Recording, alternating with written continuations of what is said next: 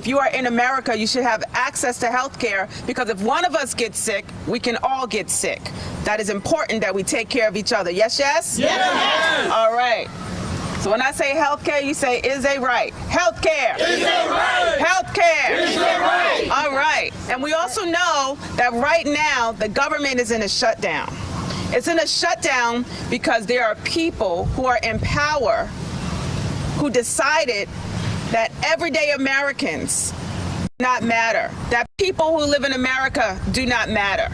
And it's going to impact not just individuals, not just families, but communities. And when we think about those communities, they make up counties, they make up states. And those representatives were elected to take care of the people of their state and thereby the people who live in America. Yeah. And right, hospitals will shut down. Yep. People who need the access to the American Cares Act will be difficulties in getting premiums that are affordable. Yep. Our families that require prescription drugs because they have chronic illnesses will be in pain and suffering, and some will die. Yes, they will. We have to make sure that we stand up and fight back. Is that right? Yes. Yes, so stand up, fight back. Let's say rise up. Rise up, fight back. Rise up, fight back. That's right. And we're going to continue to fight against this shutdown. But we don't just want to shut down or just open things up and allows cuts to happen. We want to make sure that we have a negotiated continuing resolution that gives us what we need in our communities. And we are lucky to be standing here with some elected officials who understand the importance of putting families first, of putting not just their constituents, but folks who live in America first. And they're standing strong. And I'm so happy to first welcome up our Representative Wyden from Oregon, and we actually have some young people here that are from Oregon as well. So let's give him a loud welcome. And we've got a wonderful Congresswoman here, Congresswoman Moore. Give her a big shout out. So let's understand. How's that? Is that better? Perfect. Okay. Let's understand why this is so important this morning. There is a health cost freight train coming right at millions of Americans, and it's going to clobber them with higher premiums. And the reason why is because we're giving all the tax breaks to the billionaires. And the Congresswoman and I are working on that. And in effect, these cuts and the reductions provide the money for the billionaires. And I got 22 senators on a billionaire income tax, and we're going to take that money back. We'll get that money for people who need it. Yes. Now, we got so many folks from Oregon. I just want to read you briefly what I got in a letter just in the last day or so. It's from two retired folks a couple of years away from Medicare, and you Oregonians know the community. It's Eugene, right? Yeah. I'm a duck. So these folks had successful careers as a carpenter and teacher. Their monthly health insurance bill, get this, these are two Oregonians from Eugene, is going to increase fivefold if we're not successful in getting these tax credits going forward. So listen to this number. This couple in Eugene right now is paying $440 a month for their health care. Without the tax credits, that is going to go up to $2,220 a month. These are folks who are going to find it hard to pay for essentials. People can't have a fivefold increase in their health insurance. And this is not something you read about in the newspaper or see on TV. This is a letter I got from folks who are our friends and our neighbors. So I think it is just wonderful that as I was walking over here, I'd see a class of students, because you guys are going to give us a chance when you're on that plane, when you're back home, to talk about what you saw while you were on your trip to D.C. and say you saw a congresswoman, a terrific advocate for people in our communities, doing a great job. We've known each other for years. Senator Merkley, my partner, has just arrived. Give him a round of applause. And make sure you tell everybody that you saw that Ron told you there is a health cost freight train coming at the American people, and we've got to stop it.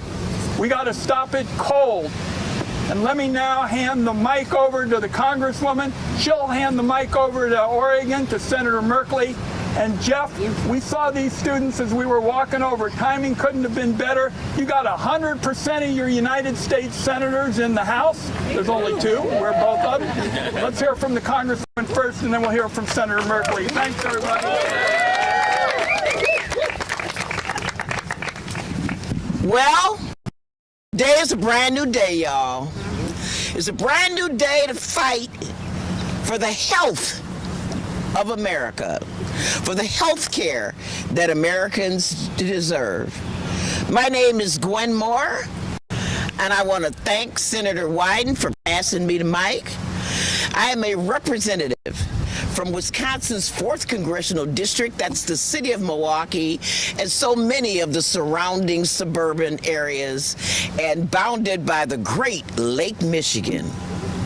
I want to say that while we're here in this shutdown, this is a showdown where we see Republicans trying for their 61st, I lost track when they tried to kill Obamacare. But this is their yet another effort to shut down Obamacare, which Obamacare expanded care. It kept people from being stuck in jobs by enabling them to move from one job and become entrepreneurs, because they could take photographs for bar mitzvahs and bat mitzvahs and weddings and be able to afford health insurance for their families. You heard Senator Wyden give an example of a couple who paid $400 a month for insurance. Well, that is going to triple, quadruple, depending on where you live. Now, what Democrats are fighting for, and I think it's important, we got all these young people here, is to know what we're fighting for. The one big, beautiful bill cut $1 trillion out of Medicaid. Democrats are willing to live and fight another day over that. It is cutting $500 billion out of Medicare. Democrats are willing to wait and fight another day. But we're not willing to wait to fight another day for those Affordable Care Act premiums.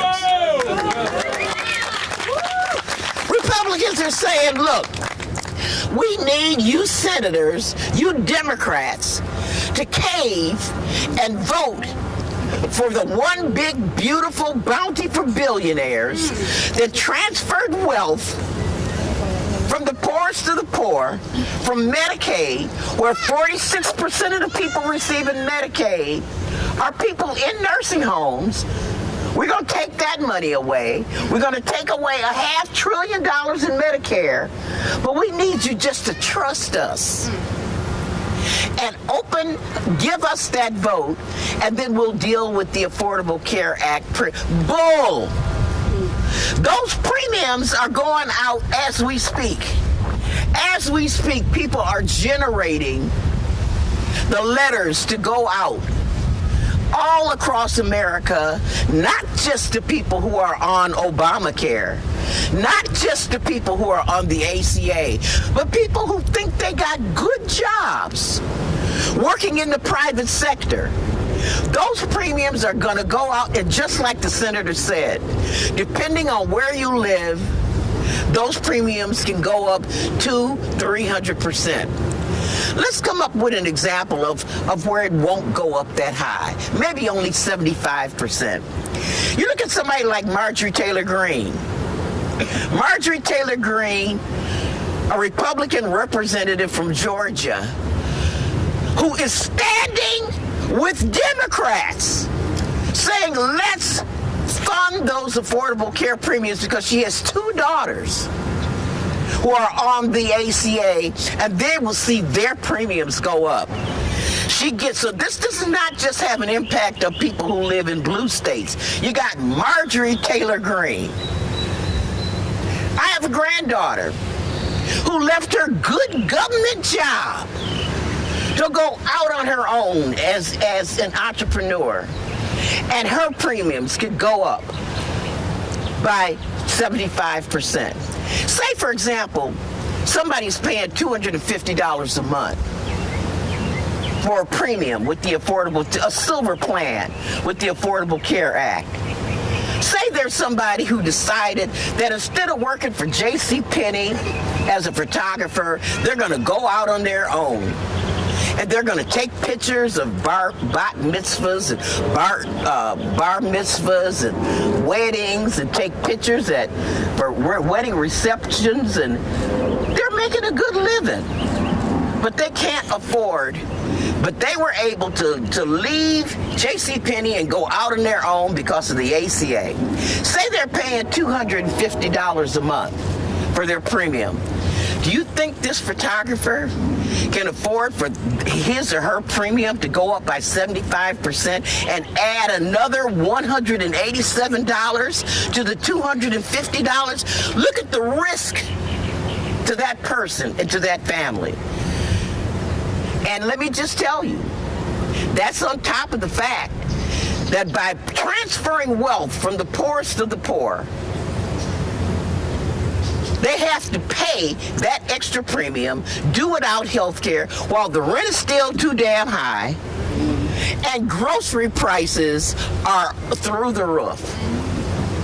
So don't be tricked. Okay, I see you moving. Don't be tricked, y'all.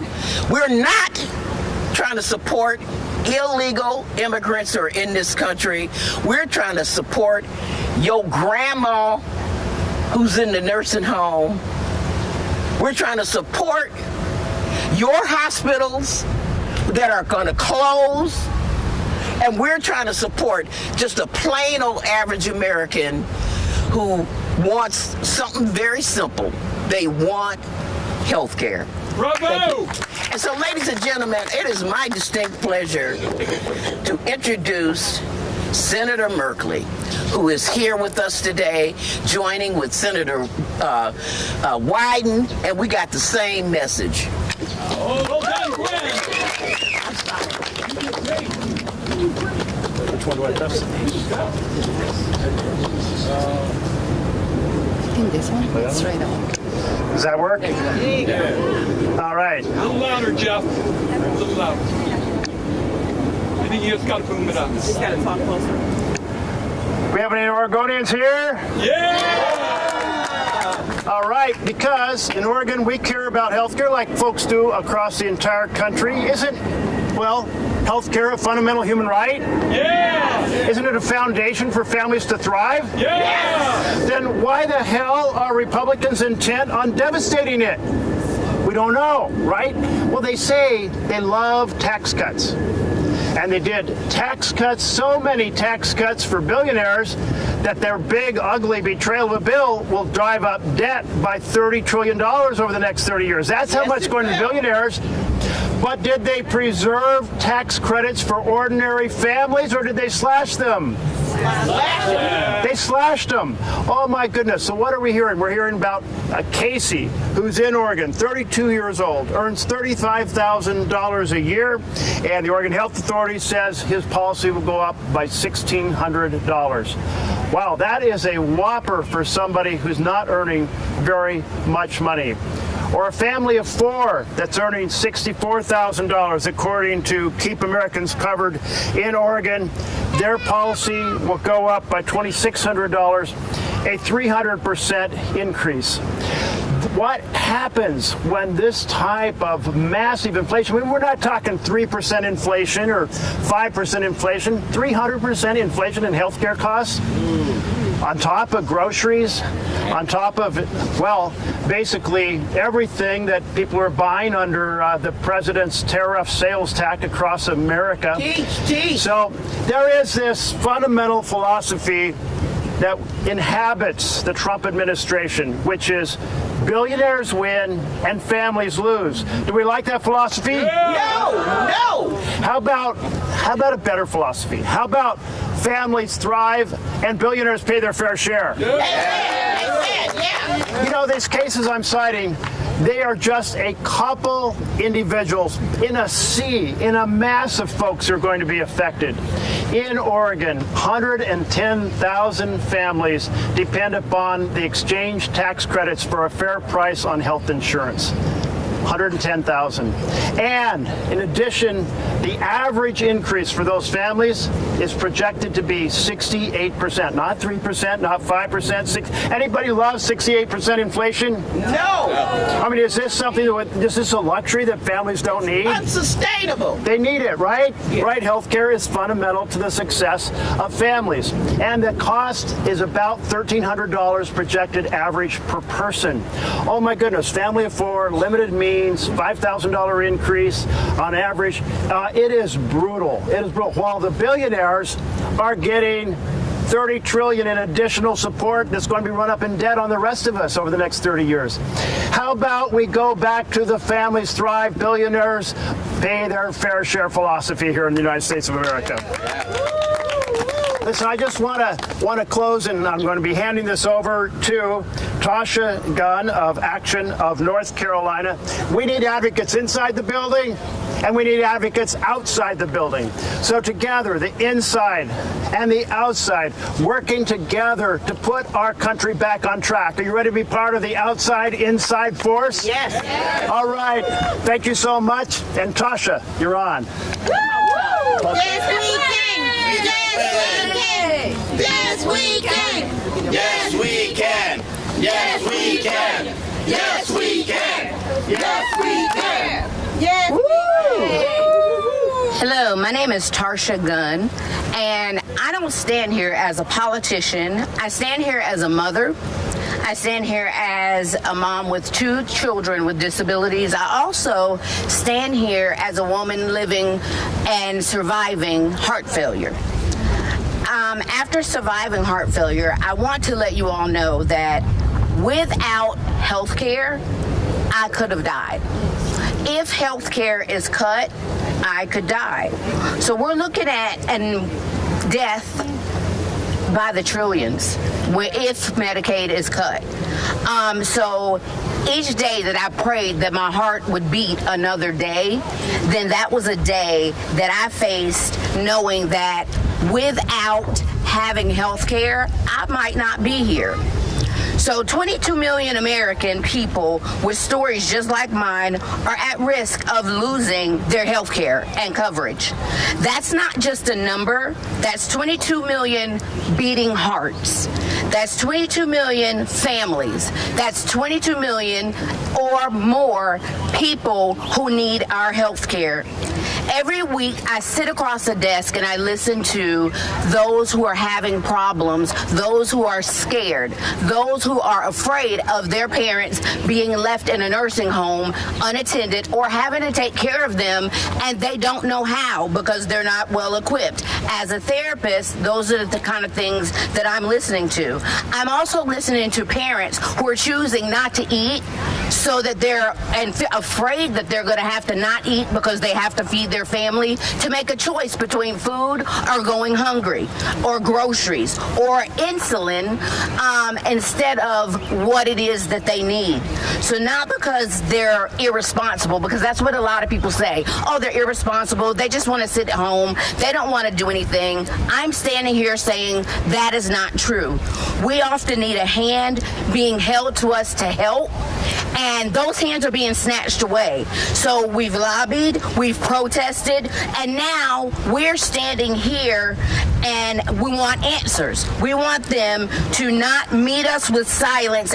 We want them to have transparency and stop finger pointing and signatures on a piece of paper that are costing lives. Behind every policy delay is a parent who is losing or may lose their child, or a child may lose their parent.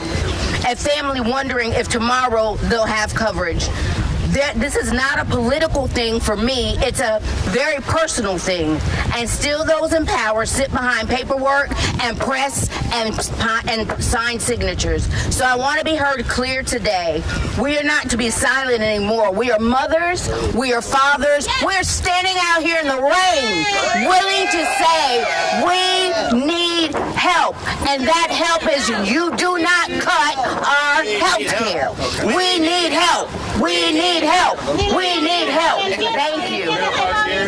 Ni la lluvia y el viento detiene el movimiento. Ni la lluvia y el viento detiene el movimiento. So we're gonna take a little pause. Gonna go here in the roof or whatever that thing is, and then hopefully just a quick. Vamos a esperar aquí un ratico, compas, para que venga y vaya. Bring down healthcare.